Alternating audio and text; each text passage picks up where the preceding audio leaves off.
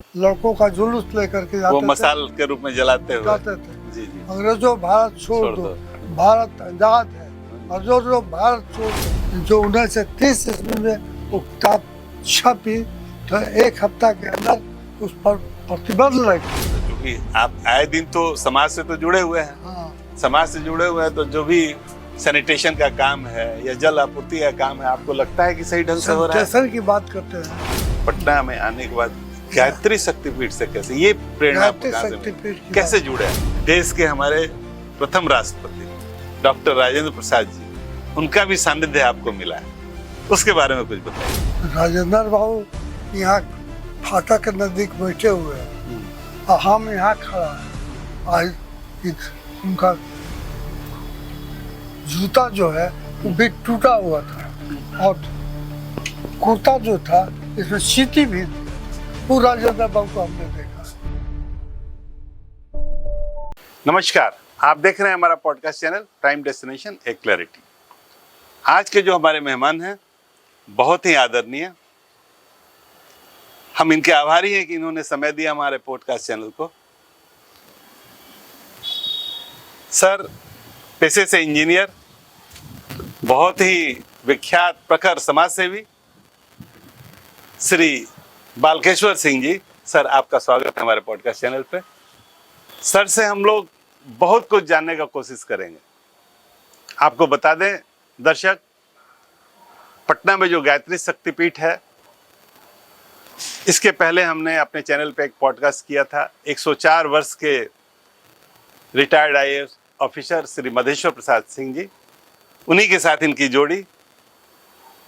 आज 94 वर्ष के सर हैं और इनके मुख से हम सुनेंगे किस तरह से इसका निर्माण हुआ। यही दो व्यक्ति हैं जो कि आज जीवित हैं, जो संस्थापक सदस्य के रूप में इस गायत्री शक्तिपीठ के रहे हैं और बहुत कुछ इनके बाल्यावस्था से लेके अब तक की जर्नी हम लोग इनसे जानना चाहेंगे। सर फिर से आपका स्वागत है हमारे पास। सबसे तो पहले हम ये जानना चाहेंगे कि आप रहने वाले कहाँ के, आपका जन्म कहाँ हुआ और कब हुआ?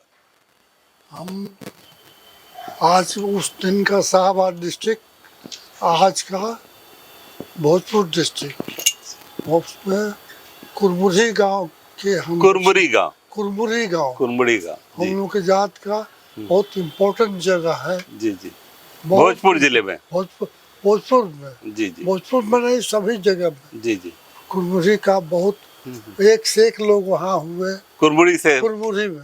तो सर आपका जब जन्म हुआ, हाँ, जन्म के बाद ही 42 का मूवमेंट हुआ है। हाँ, 42 का मूवमेंट आपके जन्म के बाद हुआ है। जैसा कि आपने बताया कि आपका उम्र 94 वर्ष, मीन्स कि आप 32 के आसपास आपका जन्म हुआ होगा। 1932 का आपका जन्म है, तो 10 वर्ष के आप रहे होंगे जिस समय 42 का मूवमेंट का था। तो उसके बारे में कुछ बताइए। उस समय क्या एक्टिविटी, उस समय आप कहाँ थे? पटना में थे या अपने गांव पे ही थे? गांव पे ही थे। हम तो किसान घर के लड़का थे ना। जी जी, हम लोग थे और स्कूल से आते थे तो वहाँ खली वहाँ से छुरा कर लाते, चौक जो होता है, होता था। जी जी जी। और हमारा फाटक तो बड़का फाटक, जी जी, गांव के बड़े बड़े जो दरवाजे हुआ, वहाँ पर दरवाजा आते थे, उसी पर हम पढ़ने में बहुत तेज थे, इसलिए उसमें हम खुद लिखते थे क्विट इंडिया। अच्छा, अंग्रेजों भारत छोड़ो, अंग्रेजों भारत छोड़ो। गांव तक ये आंदोलन था उन दिन जी जी। और कितनी बात आपसे बोले जी जी। और वहाँ से जो भी आपका मतलब उस समय का याद है जरूर बोलिए, शेयर कीजिए। हम लोग चाहेंगे दर्शक जाने। शाम को वहाँ से जुलूस निकालते थे। जी जी, जुलूस निकालते थे, बत्ती होता था, रट्ठा, उसी में से पन्ना ये करके यहाँ से लेकर नहर तक लड़कों का जुलूस लेकर के जाते वो मसाल के रूप में जलाते थे। जी जी। अंग्रेजों भारत छोड़ दो, भारत आजाद है। और जो भारत छोड़ दो, भारत आजाद है। और हम लोग यहाँ से नहर तक, तो ये आप 10 बरस की उम्र से आप सक्रिय रहे हैं। कर रहा हूँ। जी जी। और इसके बाद हमारे घर में बहुत से लोग रात में छिपते थे। अच्छा, आपके घर पे? हमारे घर में जो भी स्वतंत्रता सेनानी थे वो आपके यहाँ छिपते थे। उन लोगों की कहानी वो अलग अलग कहानी है। हाँ जी। और हमारे यहाँ जो किताबें लाइब्रेरी की थी, जो लाइब्रेरी बहुत सारी प्रतिबंध किताब था, जी। वो और भी उस किताब प्रतिबंधित किताब आपके लाइब्रेरी हमारे में, लाइब्रेरी गांव के लाइब्रेरी में हमारा झोपड़ी में रखा था, छुपा के रखा जाता था। तो रखा जाता था। जी। उसकी कहानी का अलग है। जी जी जो 1930 ईस्वी में वो किताब छपी तो एक हफ्ता के अंदर उस पर प्रतिबंध लग गया। वो भी किताब कुरमुरी पे पहुंची, क्योंकि जब भी किताब कोई निकलती थी तो कुरमुरी वाले लोग उसको सबसे पहले आदेश दे दिया करते। इतना आगे बढ़ा हुआ था हमारा क्रांतिकारी में, आंदोलन में। हाँ। और क्या बोले आपको, और हम लोग के हाथा के अंदर में, फाटक के अंदर में अंग्रेज नहीं घुस पाते थे, क्योंकि उन लोगों को बड़ा ही था कि फाटक के अंदर प्रतिबंध, नहीं उनका जा सकते। प्रतिबंध लगा हुआ था उनके ऊपर, प्रतिबंध उन लोग पर, अंग्रेजों के ऊपर। अंग्रेज यहाँ का दुर्गा रुका, उन लोगों को हमने फाटके पर रोक देता था। अच्छा, ये सब उसके अंदर नहीं जाना है। सब याद जी जी फाटक हम लोग का। अब क्या कहें बात, वो कहानी कहेंगे तो एगो अलगे बात हो जाए, बात हो जाएगा। हम लोग एक अलगे बात हो जाए। तो आपकी प्रारंभिक पढ़ाई तो गांव में ही हुई और होगी? कहाँ गए गाँव में? हाई स्कूल भी आप वहीं से पास किए? हाई स्कूल बगल में है, बगल में? हाँ। हमारे वही गाँव आपके में गांव हाई के बगल स्कूल में ही आसपास जो था, वहीं से आपने पास आउट किया? एगो मिडिल स्कूल हम स्कॉलरशिप हमको मिला था पांचवा में, तो बड़ी नाम था हमारा, स्कॉलरशिप मिला। इसके लिए मिडिल में नाम हमारा लिखा है कि यहाँ भी स्कॉलरशिप मिलबे करेगा। इसके बाद उसमें कुछ खामी नहीं, वहाँ स्कॉलरशिप हमको नहीं मिला, लेकिन फिर सिकरहटा स्कूल भी हमारे गांव के लोगों का था, फिर वहाँ थे। आई नेवर स्टूड सेकेंड, उसके बाद नेवर स्टूड सेकेंड, हमेशा फर्स्ट ही रहे आप, अव्वल रहे, हमेशा हमेशा अपने करियर में प्रथम स्थान प्राप्त किया। आई नेवर स्टूड सेकेंड, उस दिन से हुआ। और क्या बोले आपके सामने, और हमारे लिए हमको इतना लोग इज्जत करता था गांव के देहात। मेधावी छात्र थे आप, सभी के प्यारे होंगे, क्या सब लोग कहिएगा। तो आप कब फिर पटना कब शिफ्ट किया? पटना आए, पटना पढ़ाई के लिए साइंस कॉलेज में जी जी फर्स्ट क्लास फर्स्ट डिवीजन में हुआ। हाँ। तो उस पर साइंस कॉलेज में आपका एडमिशन सिलेक्शन हुआ। जी जी उसमें साइंस कॉलेज में सिलेक्शन कोई साधारण बात नहीं थी। जी जी बात नहीं थी। और अब वो जो पूरे बिहार से, पूरे प्रांत के कोने कोने से जो लोग मेधावी लोग होते थे, उन्हीं का एडमिशन बिहार नहीं, इंडिया के अच्छा, अखिल भारतीय स्तर के लोग यहाँ पढ़ने के आते थे। इंग्लैंड का जो नामी कैम्ब्रिज जी जी कैम्ब्रिज था ना यहाँ के इंडिया के लिए, उस तरह से यहाँ साइंस कॉलेज, तो उस समय साइंस कॉलेज में दूसरे कंट्री के लिए आते थे, पढ़ते थे। तो आपने यहीं से फिर अपना ये स्नातक पूरा किया या इंटरमीडिएट पूरा किया? इंटरमीडिएट आपने पूरा किया, लेकिन एडमिशन नहीं हुआ, इसलिए हम डिप्लोमा कर ले। वहाँ पर टॉपर हुए। अच्छा। वहाँ हुए और क्या बोले अपनी पढ़ाई के बारे में, उसमें भी मैं टॉपर। तो इसके बाद आपने इंजीनियरिंग में डिप्लोमा हासिल किया, उसमें टॉपर हुए। उसके बाद फिर आप इसके बाद नौकरी में आ गए। इसके बाद फिर हुआ रुड़की में स्पेशल कोर्स वहाँ भेजा गया। वहाँ भेज के क्या कहें, वहाँ की बात कितनी बात पड़ा। तो क्या क्या चैलेंजेज आया मेडिकल कॉलेज? आप ये बताइए कि जब आप पीएचडी जब आप ज्वाइन किए, जो लोग अभियंत्रण विभाग जो है, स्वास्थ्य विभाग जो है, जिसको आपने ज्वाइन किया, वहाँ क्या क्या चैलेंजेज आया आपको? ये क्या चैलेंज, क्या चुनौतियाँ आई आप सामने? चुनौती, हाँ, उस विभाग में सबसे पहले हमारा अपॉइंटमेंट हुआ Bhagalpur trainers division. Bhagalpur trainers division जी जी। वहाँ पर 2 वर्षों तक रहे। वहाँ रहने में मन हमको नहीं लगता, लेकिन काम तो बहुत करते थे। सर्वे का काम किए। आज यहाँ जो सर्वेक्षण यहाँ हुआ है, यहाँ कितनी गड़बड़ियाँ हो गई, अब जानते हैं। अब वहाँ काम किए हुए वहाँ पर, और इसके बाद वहाँ मन नहीं है। तब परवी का हमारा लंबा चौड़ा परवी थी, परवी तो लंबा चौड़ा। तब हमने कहा कि अब क्या मन नहीं लगता। तब एक वहाँ सर्किट हाउस में श्री राम बाबू बहुत बड़े नेता थे, वे हमको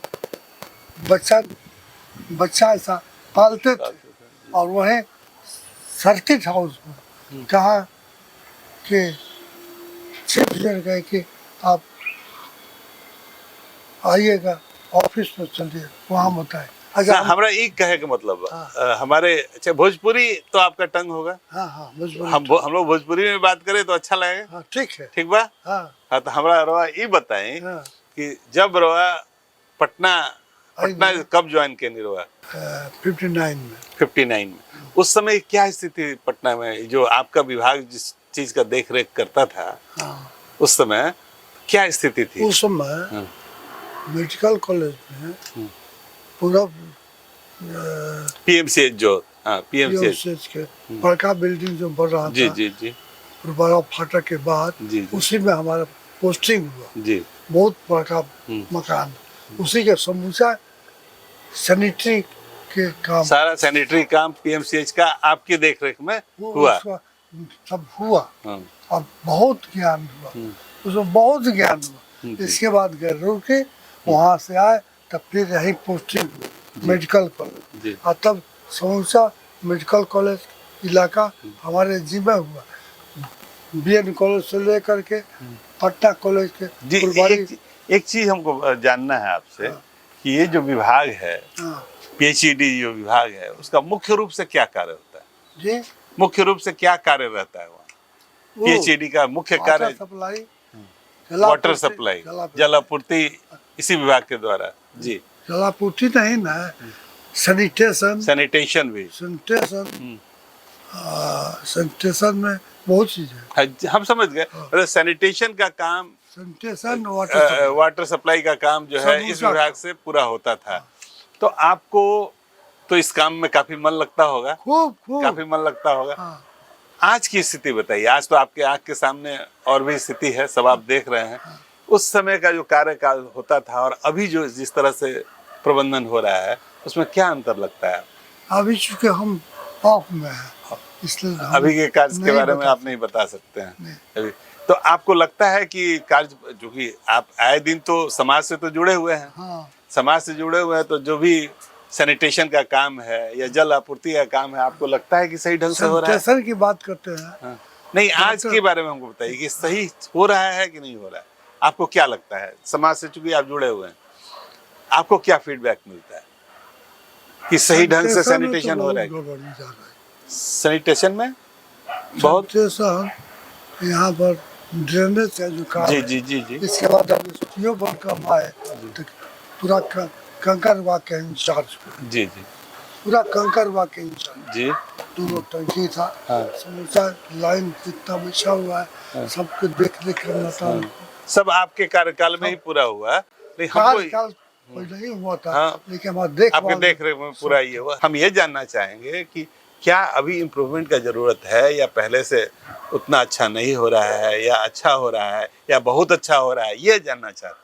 अभी जो काम क्या संतोषजनक नहीं है? तो आपका कुछ सुझाव कि हाँ किस तरह से हो तो अच्छा हो। अभी जो काम हो रहा है, जी वो काम के बारे में हम नहीं पूछ सकते, इसलिए तरह तरह का काम हो रहा है जी, और तरह तरह की पाइपें, तरह तरह का नया टेक्नोलॉजी के साथ काम हो रहा है, जिस संदर्भ में आप नहीं कुछ बता सकते हैं। जी पूरे कार्यकाल में जब तक आप सेवारत रहे, पूरे कार्यकाल में कोई ऐसी रोचक घटना जो आपको, कोई ऐसी रोचक घटना जो आपको याद हो, जो अभी तक जहन में है, अपने कार्य से संबंधित कोई ऐसी घटना जो अभी तक आपको अभी तक याद हो, अपने कार्य से संबंधित, जो आपका जो पेशा जो है, जो इंजीनियरिंग का क्षेत्र है। इसके बाद हम दरभंगा चले गए। जी फिर दरभंगा से हमको बुलाया गया जी, यहाँ के सीवर लाइन के बारे में कुछ बताइए जी, क्या क्या गड़बड़ी यहाँ चल रही है। जी। तो वहाँ से पटना आए और यहाँ के चीफ इंजीनियर साहब उन लोगों को बताया कि ये सीवर लाइन यहाँ गड़बड़ है, ये सीवर लाइन गड़बड़ है, ये सारी गड़बड़ियों के बारे में आपने बताया उनको। तो बहुत बड़ी बात, बहुत बड़ी बात।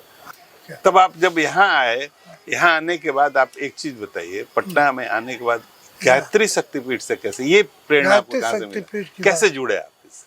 गायत्री शक्तिपीठ इसलिए कि यहाँ भी एसडीओ रहे बहुत दिन।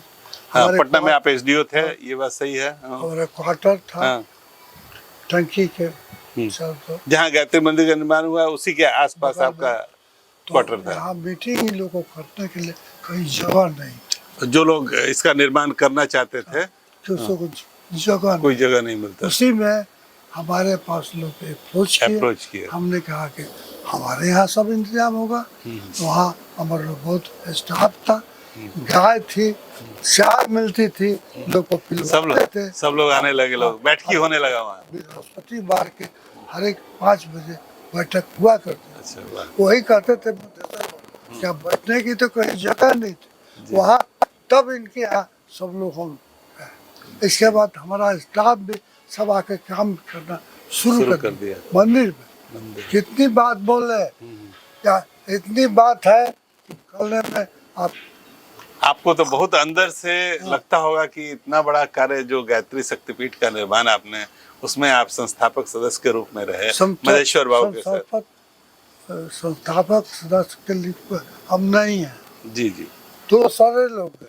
इतनी सारी बातें जानकर एक चीज जो हमारे मन में है, जो आपके बारे में सुना है, क्योंकि आप तो प्रखर समाज सेवी हैं, जहाँ रह रहे हैं वहीं नहीं, बिहार स्तर पे आपका नाम है, समाज सेवा में आपका नाम है, सामाजिक दृष्टिकोण से जहाँ कहीं भी कमियां रही हैं वहाँ आप हमेशा अग्रसर रहे हैं।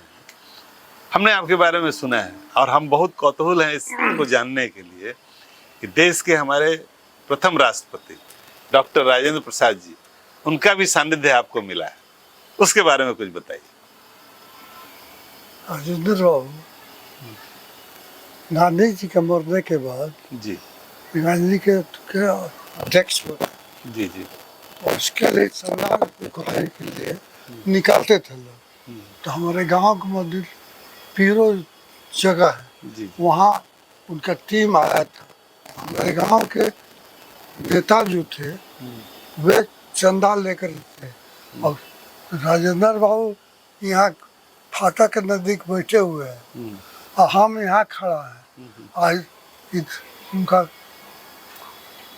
जूता जो है वो भी टूटा हुआ था और कुर्ता जो था इसमें सीटी भी दिया था। वो राजेंद्र बाबू को हमने देखा है। तब हमारा एक दोस्त था, कहा कि राजेंद्र बाबू वो जूता पहनेंगे, हम ये जूता पहनेंगे। और धनी मानी का लड़का उनका फेंका जो अपना जूता। वाह, बहुत बड़ी अच्छी बात, बहुत बड़ी बात आपने बताई है। ये सब घटना लोग दर्शक आपको देखिए, राजेंद्र बाबू को उस स्थिति में सबने देखा है। ये जूता हम ये जूता हम ये नहीं करे। हमारा दोस्त था जी जी, ये याद है। उस दोस्त का नाम याद है कि नहीं आपको? आपके दोस्त का नाम याद है कि नहीं आपको? महेंद्र जी, आपके मित्र। दर्शक, महेंद्र जी सर के एक बहुत अभिन्न मित्र हैं। मित्र कौन सी है, एकदम जूनियर थे लेकिन मित्रवत थे। और जब राजेंद्र बाबू इनके गांव में गए, उन्होंने पीरो में इनके गांव पीरो के पास जब गए, पीरो जाके वहाँ चंदा एकत्रित हुआ करता था। वैसे समय में जब उनको ये देखा गया ये टूटा जूता पहने हुए हैं, उनके शर्ट में इस तरह का, वो धनी मानी, इनका मित्र जो था वो धनी मानी व्यक्ति था। उसने देखिए क्या उस समय का सोच था, क्या उस समय का मोरल था। उन्होंने तुरंत उस जूता को निकाल के फेंक दिया कि राजेंद्र बाबू जैसा व्यक्ति तो अगर इस तरह का टूटा जूता पहनेगा, हम इतना भारी जूता पहनेंगे। यही आपका कहना है?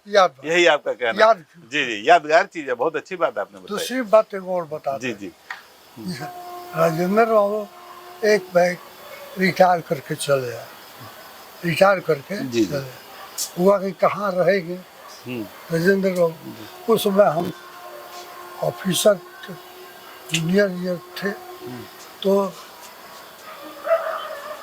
छजूबाग में जी जी, जिसमें पहले रहते थे, उसी में उनको रहने का व्यवस्था किया गया। जहाँ जो क्वार्टर जिसमें आप रहते थे वहीं व्यवस्था किया? नहीं, छजूबाग में जी जी, जिसमें चीफ मिनिस्टर नहीं थे, हाँ हाँ, किस्मल्ला प्रसाद जी जी, वो मिनिस्टर थे, उन्हीं में उनको रखने के लिए व्यवस्था हुआ। तब हुआ कि इनके लिए बाथरूम जो बनेगा तो कम से कम इनको लोटा रखने के लिए थाली ये बनना चाहिए कि बैठेंगे तो संभव को नहीं ना। जी जी वहाँ वो- वो- वो लोटा रखने का ठौना हमने बनवाया जी है, ठौना बनवाया। राजेंद्र उसमें रह रहे, ये बात कितनी बात आपसे बोले हम, ये बहुत कौन बड़ी रहा बात। कि- देखिए उस समय ये प्लास्टिक का जो ये मग जो आजकल ये सब होता है नहीं था या ना। प्लस वगैरह का निर्माण नहीं नहीं था। था। लोटा और था वैसे इतना। समय उनका लोटा इतना बड़ा जब लोटा वो था। जाते थे अपना और उसको रखने के लिए जगह बनाया गया। बाथरूम के लिए, वो जगह का निर्माण इन्होंने कराया। बहुत कराया। बड़े ये हम सब याद। कराया। जी जी ये बात ये सब तो यादें बात आपको है तो याद याद। आपको बिल्कुल होगा। बिल्कुल बिल्कुल ये आपकी कहानी। स्मृति में है। ये बहुत बड़ी बात है और इस तरह का सानिध्य आपको मिला है, इस तरह का सेवा करने का आपको मौका मिला है। और आज हम लोग जो देश के प्रथम राष्ट्रपति हैं उनके बारे में जान रहे हैं कि उनका किस तरह से इन्होंने सेवा किया, किस तरह से सानिध्य इन्होंने अपना प्राप्त किया। ये बहुत बड़ी बात है जानने के लिए। शोभा।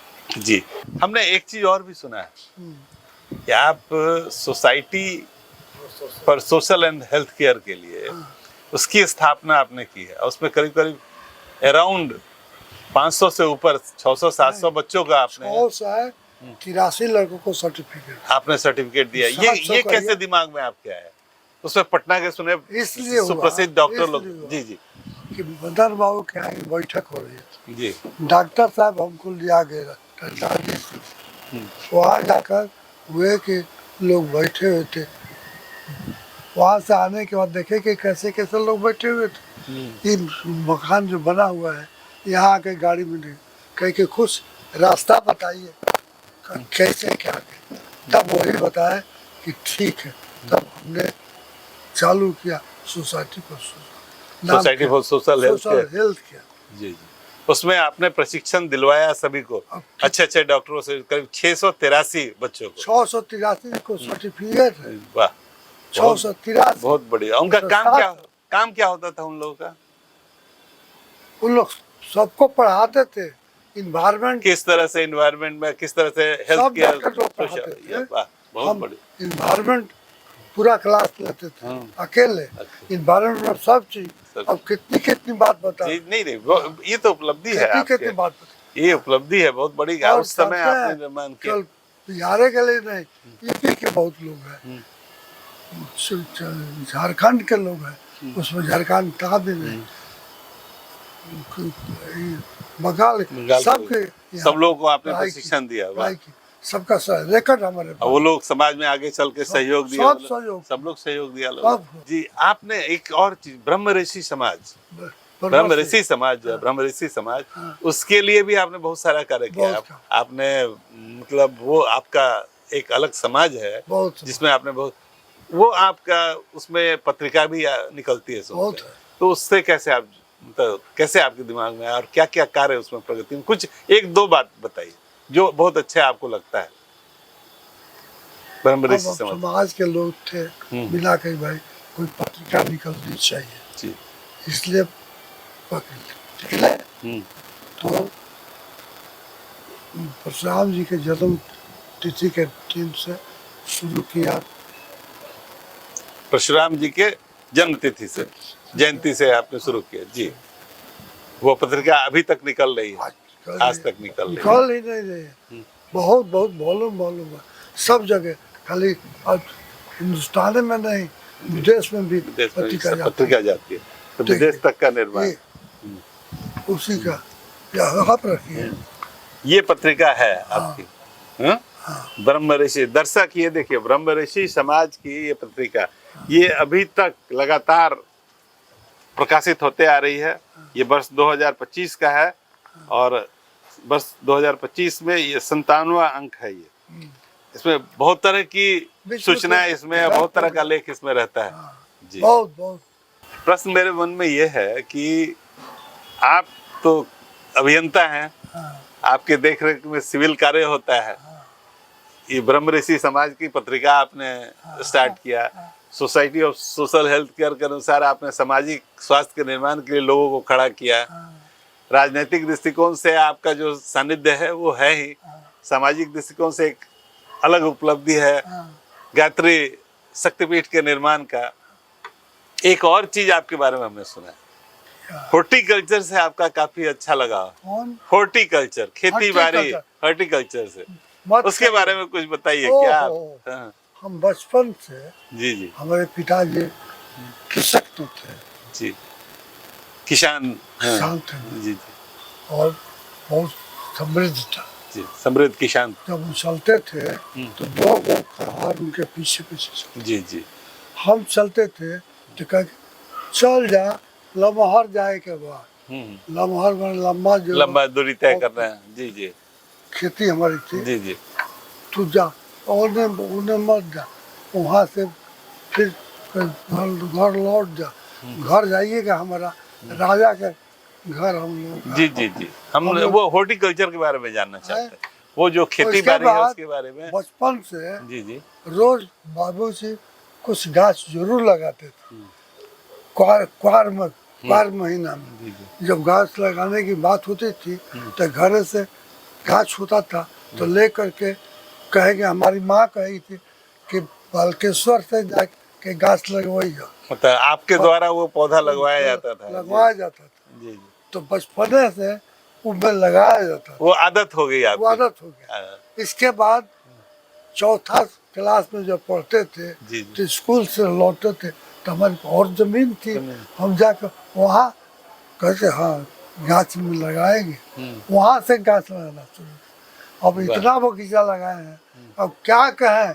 जी। तो आपने जो बाग बगीचे की बात कही, बाग बगीचे की जो बात कही, जो बचपन से ही आपको शौक रहा है, ये प्रेरणा आपको किससे मिली? ये प्रेरणा हमारे माँ से मिली, इसलिए कि जब हर एक साल हमारे पिताजी कुछ गाछ लगाने जाते थे। पिताजी, पिताजी का नाम क्या हुआ आपके? बुतोखंत सिंह। तो उनसे और उनसे प्रेरणा, और अपने माताश्री से आपको प्रेरणा मिला इसका? जी जी, उनका आशीर्वाद। आता जी था। जी जी जी हाँ। तो हम कहते थे बागीचा कि लगाता ही गया। गाछ बालकेश्वर लगई है, हम्म, गाछ बालकेश्वर से लगई है। अच्छा। अब वो क्या करते थे, हमारे नाना कुल लंबा चौड़ा बगीचा था, उसी कहानी को अलगे है। जी जी जी। वहाँ- तो आपने अपने माताश्री के स्मृति में, माताश्री स्वर्गीय, क्या नाम आपने बताया अपने माताश्री का?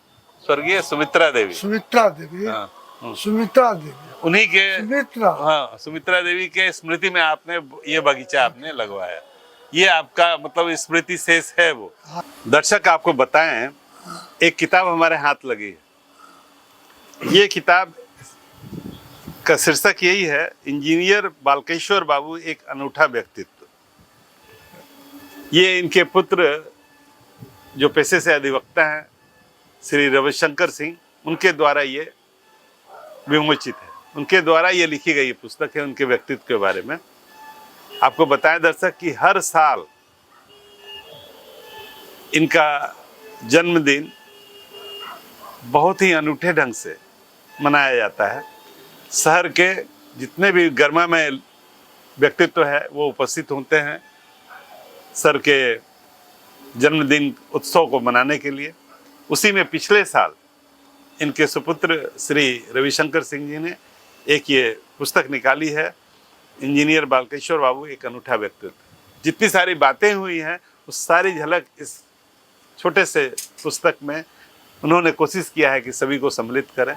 ये आपके सूचनार्थ, ये आपकी जानकारी के लिए है, एक ऐसा व्यक्तित्व से हम लोग मिल रहे हैं। चलिए, बहुत आपने समय दिया, इसके लिए बहुत बहुत धन्यवाद। आगे भी हम लोग आपसे मिलेंगे। मेरी ये कामना है कि आप काफी दीर्घायु हों, स्वस्थ रहें, और इस तरह का वार्तालाप हम लोग, संवाद हम लोग के बीच होता रहे, और बहुत कुछ जानने को जो भी अभी शेष रह गया है वो आगे जानने का कोशिश करेंगे। बहुत बहुत धन्यवाद।